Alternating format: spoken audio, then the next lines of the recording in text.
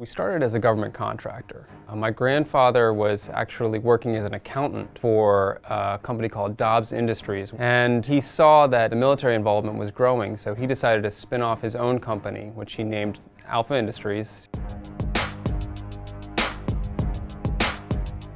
The N2B and the N3B parkas were developed really during the 1950s. Nylon was the choice of fabric, and these jackets were developed for pilots to protect them from extreme cold.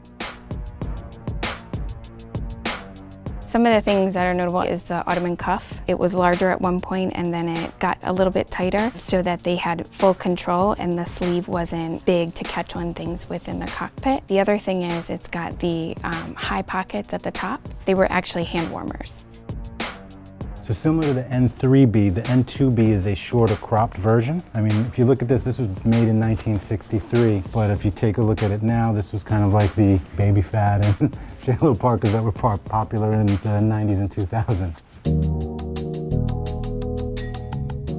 The M65 field jacket is also a very interesting story. So you had a situation of warm days and cold nights. The M65 was designed to be worn with liners and part of a whole system that a soldier could shed different layers to adapt to the conditions.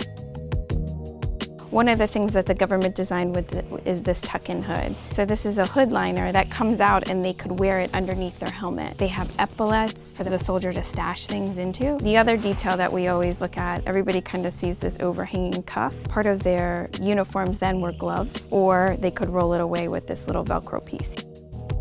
You probably saw this in Apocalypse Now, and all those the war movies that were in the 80s from Platoon. Taxi Driver would be probably the most iconic with Robert De Niro and his character. If I could go into music, Wu-Tang to Boot Camp Click to Public Enemy, you know, they were wearing the M65. The MA1 was the pilot's jacket for both the Navy and the Air Force until the 80s, when it was replaced with the CW45P.